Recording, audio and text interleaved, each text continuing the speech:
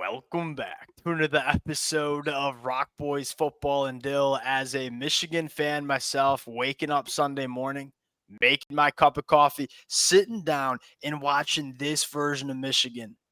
This is going to be the most fun game recap we've done all year because we saw it all come together.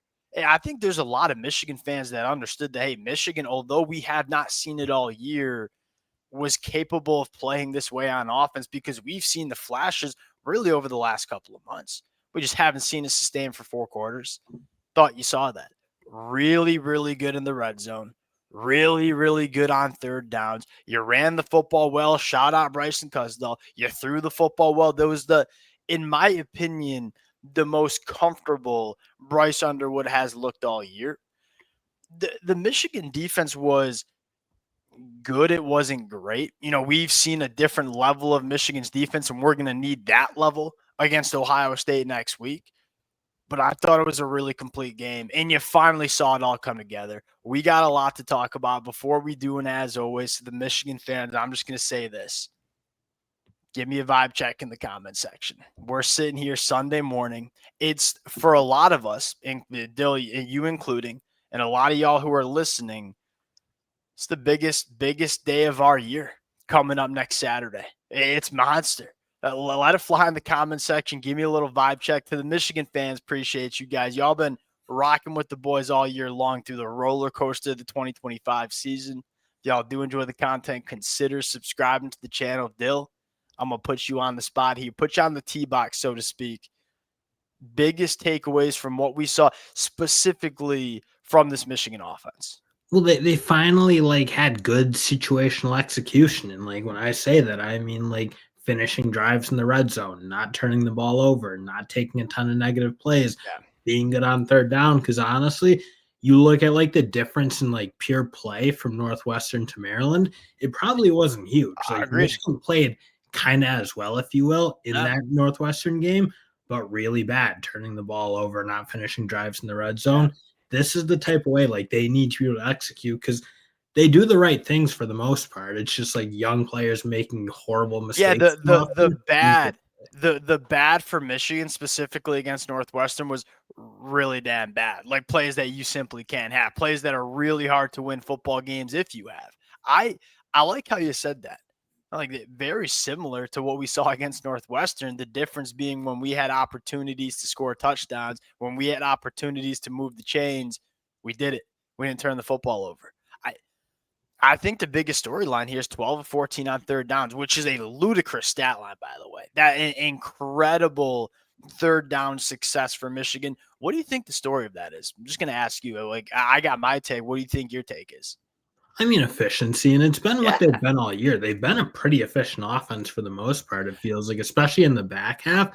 That to me, they weren't in bad spots. They were mostly 3rd and 5 and shorter, and that was a big product of being I would maybe disagree with that because I feel like Michigan has thrown in those negative plays, gone backwards with some pre-snap penalties. You might be putting together a drive and then you take a 10-yard sack. We didn't have any of that. The storyline of 12 of 14 on third downs, at least to me, is you won on first and second down. There were not a lot of times in this football game where we were 3rd and long. There's a lot of 3rd and 2s and 3rd and 3s, really manageable spots. And Dill, I'll say this, kind of moving the focus to Bryce Underwood. This kid is growing up in a multitude of different ways. Number one, just the eyeball test, re-watching this game, watching this game live, this kid's comfortable. The ball's coming out on time. It's accurately. It's where it needs to be. I think the emergence of Andrew Marsh has opened up this offense for everybody else too. You're seeing the tight ends get more involved. You're seeing Donovan McCulley get better opportunities to make some plays on the other side. The biggest storyline for me, though, with Bryce, does it not feel like he is controlling his velocity a little bit? When Bryce Underwood, early in the year, Bryce Underwood came out and was just throwing heaters, man. And it's cool to watch him just absolutely unleash it. Because even that Marlon Klein ball, to be able to layer that in between insane the throw over the linebacker, that wasn't something we would have just seen him throw a rocket probably in their first half of the season, maybe, let's say. That's the type of throw that maybe he wasn't getting to enough. Like, yes, he was making those throws to the boundary that we like to see. Some of those plays to Andrew Marsh, those have always been there, it feels like. But that kind of throw, some of the stuff into the flat they were able to get to, you're kind of right. I mean, he's just being able to make more throws because he like settled in a little bit. He's got better control of the velocity. He's knowing when to use my fat. Because look, you sometimes need the fastball, man.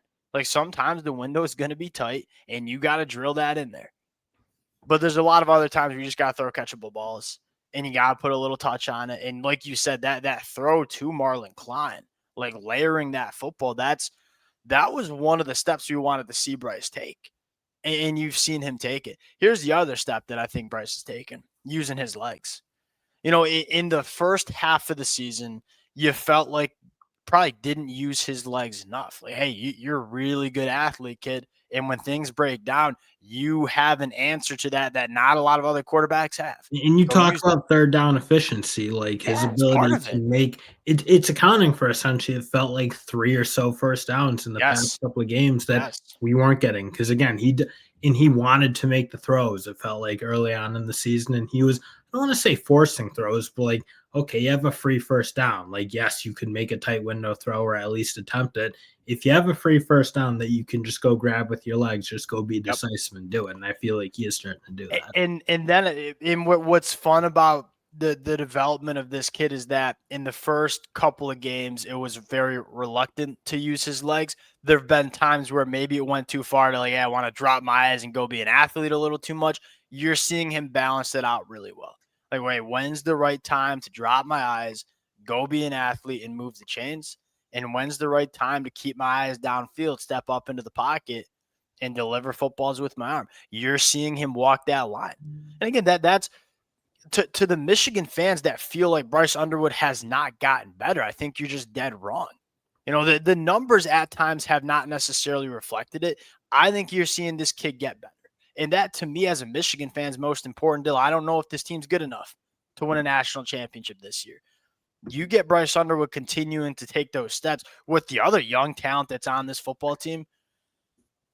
This team's going to be really good over the next couple of years. But most importantly, you're seeing Bryce Underwood get better. You want to talk about the offensive line a little bit, Dill? Or you want to, no, it's, we're seven. We probably should talk about the wide receivers because time out. We got to talk about Bryson Kuzdal probably, right? I mean, that we're 7 minutes in, almost 8 minutes in, and haven't really talked about it. That's big, and I'll tell you why. He's going to have to play against Ohio State. Like, Jordan Marshall's going to be back, and I think it's big that Michigan was able to go on the road against Maryland and just keep Jordan Marshall on the sideline. Like, I was like, if that game got close, you might have saw Jordan Marshall in the second half, right? Getting him closer to 100, probably will be 100% for that game against Ohio State is big. But Dill, you make no mistake about it, you're going to need Bryson. Like, Jordan Marshall might get 20 carries, Bryson's going to get 10 plus. And in some big moments. And I'll say this, I got all the confidence in the world that this kid can run the rock the way we need him to next week against Ohio State. No, he played really well because honestly, there were parts of the year earlier where I was like a little concerned. Like, can he make guys miss? Can he do better than what was blocked for him? I do feel like you saw a bit of a step from him. Like, there were some runs that, again, he is not Jordan Marshall. I don't mean to get up there and say there's not a pretty big drop off because there definitely is. And I think you definitely see it in the red zone at times, like those areas where you just need to be able to like run through a guy and make that sort of play. That's probably not his game, but he definitely gives you really quality kind of RB2 vibes, at least. Yeah, and I'll say this. This is the best way to put it, in my opinion. It's 3rd and 1, and Kuzdal's on the field, and we need to pick up a yard. I trust him to go out and get that yard. And this offensive line continues to be really good in the run blocking department, man. Grant Newsome's done such a good job with this unit. And Dill, in pass protection, it wasn't perfect. Look, that's the story for Maryland. Like, Maryland's not a great football team. They got some guys that can rip it up coming off the edge. This might be a little irresponsible. Are these edge rushers better than what you're going to see next week against Ohio State? I'm not sure if I'm going to make that claim. It's kind of on the same level, though. Like, Maryland can get after the passer, specifically with those young edge rushers. Wide receivers, I'll put you on the spot for that. What you want to talk about? Yeah, like they woke up. Like, they're not catching the ball when they have opportunities to make plays with the ball after the catch, like Channing Goodwin. not a Yep. crazy day on the stat sheet, but like when he got his shots to make plays, he made the plays, and that's not been something we could say all year. Really Blocked well good too. blocking from him Yeah, too. Yeah, blocked well they too. use him a lot. I obviously see they want to use him there, but you just have wide receivers now. Zach Marshall making big plays, Marlon Klein making plays. To me, the wide receiver play has stepped up meaningfully in the first, because the first half, like, yeah, you could have put a lot on Bryce Underwood, and maybe there were some velocity issues and all that. They weren't catching the football very well, obviously. That's really changed. Like the wide receivers have really stepped up, starting to make some things happen. I feel like they're feeding off Andrew Marshall, or excuse me, Andrew Marsh. You know what I mean? Like I feel like as Andrew Marsh has emerged as just, let's just say it as it is. Like this kid's one of the best wide receivers in the Big Ten right now. I feel like all the wide receivers, like, all tides. What's the saying? The all tides raise all boats, or something like that. Like Andrew Rise all Marsh is tides, raise all ships. that. There you go. Like that. That's what I feel like Andrew Marsh is given to this Michigan offense. Like everybody's like, hey, we got an 18-year-old kid that is showing he's like the best wide receiver in the conference. We better step our game up around him. Because You saw that. it's definitely feels like it's opened some things up for the tight end Yeah, position, because 100%. that felt like, at least early, when you were getting really poor play from the boundary wide receivers, it felt like you could sit in the middle of the field and really kind of take that away. There's a Yeah, lot of good point. opportunities now, like those shots up the seam, Zach Marshall, Marlon Klein, like having some space to operate where not everything is super tight window, like really difficult plays to make. Like Andrew Marsh, you're probably right. He's opened up everything, because he is much better than any The other true boundary. wide receiver one. We didn't know we had one in August, right? And to be honest, we did We not didn't have have one him for for the the. first half of the year. Donovan McCulley's good. He's He's not not. Andrew Marsh when Andrew Marsh is like really going. Yeah, yeah, and we were looking for that. We like this is like the biggest conversation we had back in August was, does Bryce Underwood have that guy when the moment's big? And that, I promise you, like if Michigan beats Ohio State next week, Andrew Marsh is going to make some plays. You in those kind of games, you need your best players to make plays, and Andrew Marsh has emerged as our best player, our best pass catcher, you might say, on this Michigan offense. Defense. Can I give a shout out really quick before we get into the defense? And I probably should have done this earlier. The freshmen in general, but I wanted to give a special one to Chase Taylor. And he played a very, very good game at the off-ball backer position, I thought. That onside kick recovery. Like, what's that game? And Dylan, they had us fooled, right? Like, they had that look. And Chase Taylor sees it. There's a lot of freshmen that are afraid to attack the football there and make a play for your team. Chase Taylor wasn't. Now, we got freshmen that are wired a little bit differently, man. That's really, really cool. What happens if Maryland recovers that onside kick? They just won 80 yards and scored a touchdown on us to open the drive. They go with the surprise onside kick. It's maybe a different ball game. Like, shout out Chase Taylor for making that play. Michigan's defense, though, it was not the cleanest, most dominant performance from this Michigan defense. Biggest takeaways that you want to get off your chest? Probably the front seven not making a big enough impact until the second half. And I felt like they really started to ramp up and play better football. But to me, like, that's a unit that you got to be dominant. You I want think to they know a need to crazy stat, though, about Maryland? And this is because Maryland's not a very good football team, right? They're 4-7, 1-7 in Big Ten play. They got one of the best pass rushes in this conference. We talked about that. I mean, they got some edge rushers who might not be on Maryland next year because they're going to get paid by another program. On the offensive line, they really don't run the football that well. We knew that heading in, and they popped one run early, but outside of that, weren't really able to run the football. That was no surprise. They drop back and throw it a lot. They're only giving up a sack on 0.8% of dropbacks. That is number one in the country. Like, as bad as Maryland is, they can get after the passer and they can protect the passer at a very, very high level. But I'm happy you brought up the pass rush because you're probably right. It wasn't as dominant as maybe us Michigan fans would have liked. And Well, that again, is, I think it did. That's probably the one narrative. Like, I feel like you think I did think the defense played really quite well in the second half for the most part. yes. I thought Yeah. they did ramp it up, and again, Yes. like, they got after it a little bit more. It felt like the first couple of drives, they were never like trading any negative plays. They were always felt Yeah. like we were on the back foot trying to make plays in the secondary, which, again, like with that skill and again, decent wide receivers, and Malik Washington at times can really make some plays. I think you just need more from your defensive line early in that game.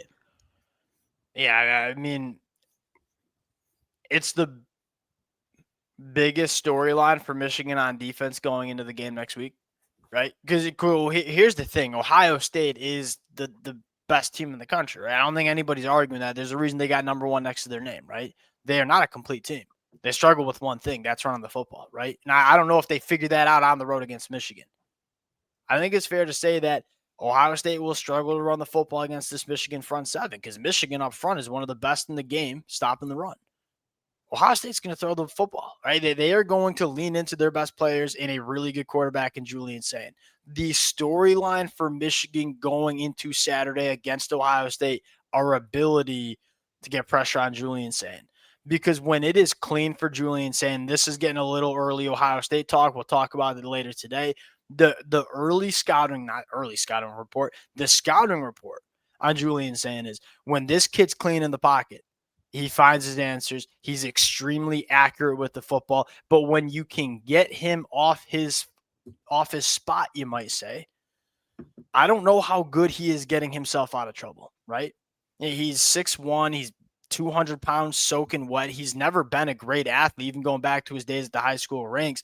Michigan's ability to get after Julian Sain. You know they're going to come on the road and they're going to try to throw the football. Because they can't run the football. They ain't going to run the football. I don't think they'll run the football on this Michigan front seven. Your ability to get after the passer.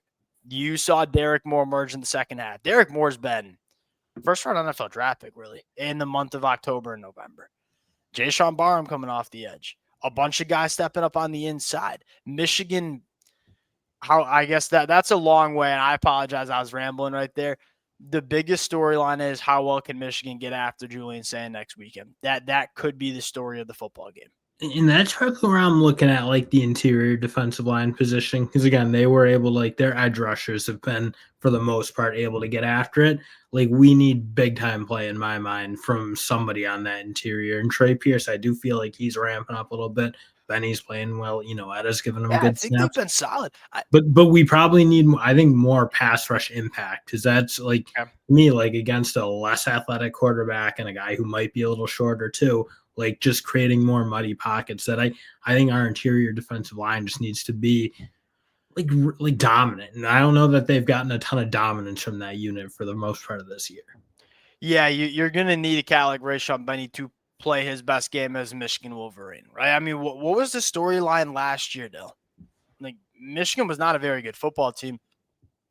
Their best players, a guy like Khalil Mullings out at running back and Mason Graham on defense. Mason Graham last year played the best game of his career against Ohio State, and we needed that, right? We weren't winning that football game without Mason Graham being an absolute force. You feel like you need that from guys like Demo, maybe a guy like Benny on the inside. I wonder, do you think Michigan rotates as much at that edge position? Because it's very clear they want to get Cam Brandt on the field and they want to get TJ Guy on the football field. Do you think Derek Moore plays 80, 90% of the snaps on Saturday against Ohio State? I would be like him and Jay Sean. I'd be surprised if they're not in the 80s. I don't know that he'll be up in the 90s, and I don't know that I'd want it necessarily. But I do think there's going to be a lot less rotation everywhere, frankly. Like, I'd be surprised if the secondary rotation was as deep, because Michigan, they've been doing it all year. They've rotated every position. And they've done it because we've never really been into garbage time, Dill. Like, this was one of the first times we've had garbage time all year, right? No, it's like they've rotated too. Yeah.